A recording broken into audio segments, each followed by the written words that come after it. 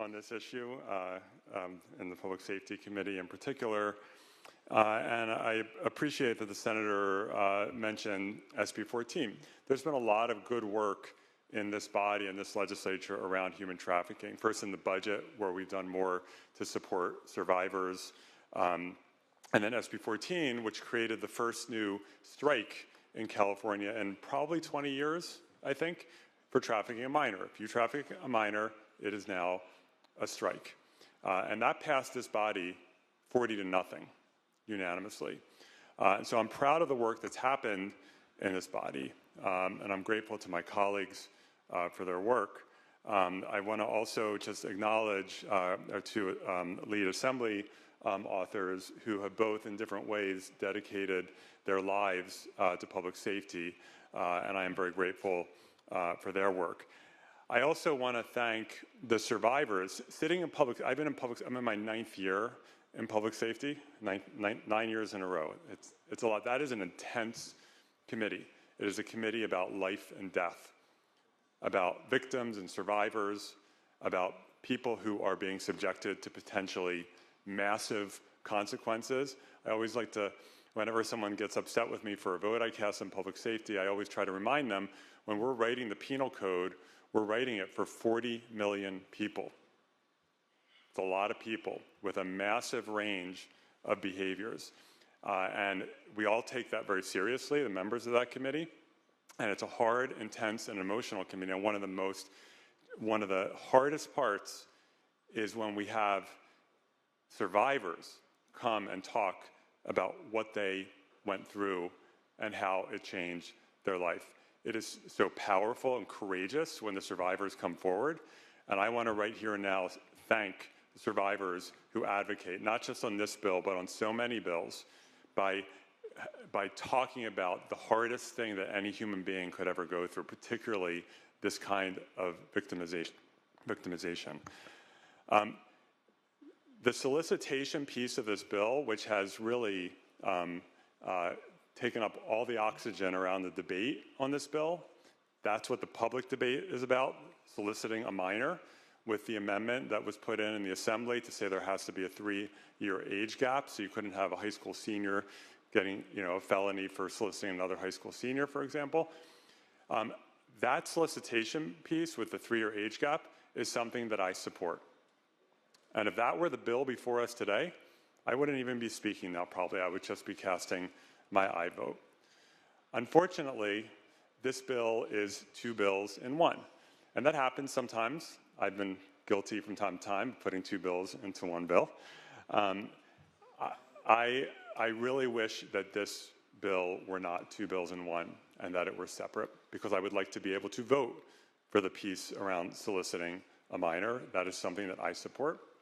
But unfortunately, bill number 2 in SB 379 creates a new loitering law. California. Colleagues, we should not be creating new loitering laws in the state of California in the year 2025. We have worked hard to get rid of loitering laws. And I want to read, permission to read? Permission granted. This is from, in 2020, the LGBTQ caucus and the Black caucus partnered to jointly ask Governor Newsom to grant a posthumous pardon to Bayard Rustin. Bayard Rustin was one of Martin Luther King Jr.'s lieutenants. He was a gay Black man who was arrested in Pasadena for having sex in a car and was prosecuted and convicted, and we asked for him to be posthumously pardoned. Thank you to the governor. He pardoned him and then set up a process for other LGBTQ people to come forward to get pardons from some of these crimes targeting our community. And I want to read from what the governor wrote. Thank you for permission. Quote, in California and across the country, charges like vagrancy, loitering, and sodomy have been used to unjustly target lesbian, gay, bisexual, transgender, and queer people. Law enforcement and prosecutors specifically targeted LGBTQ individuals, communities, community spaces for criminal prosecution.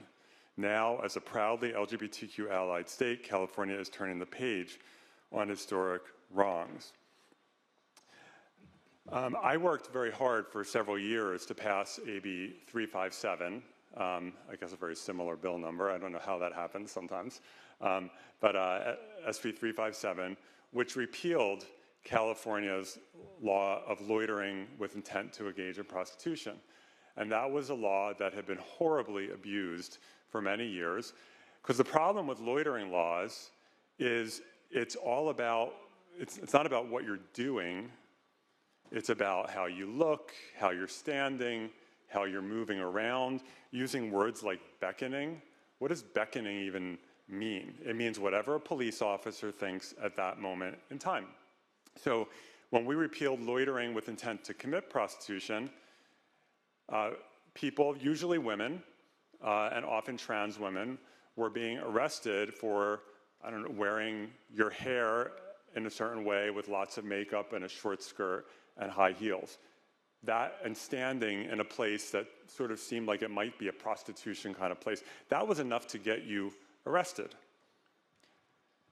This law is different, and I understand, and I do appreciate that when the original author of the bill introduced it, it was to target purchasers, not sellers. So it's loitering with intent to purchase sex. And I appreciate that intent.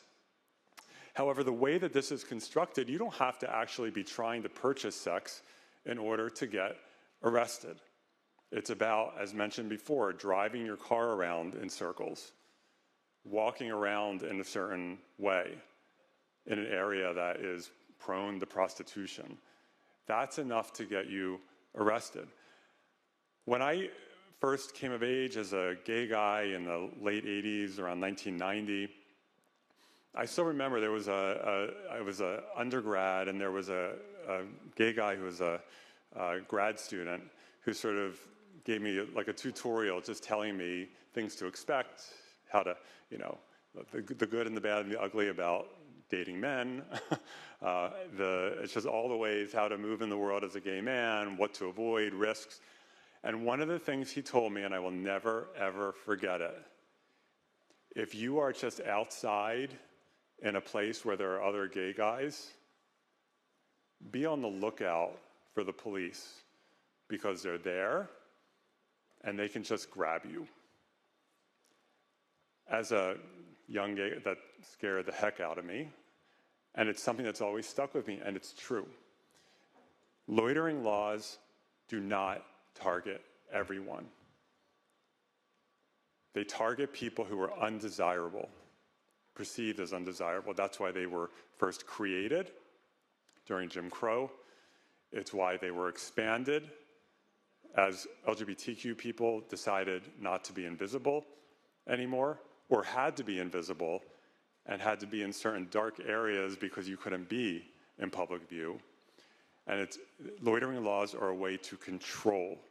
It's a way to control communities that are considered undesirable. I really, really want to vote for this bill. I want to vote for it. I support the solicitation piece, and I'm so appreciative of the work that went on in the Assembly to make this a better bill. But I just can't get there with loitering in there. I cannot support creating a new loitering crime. Thank you.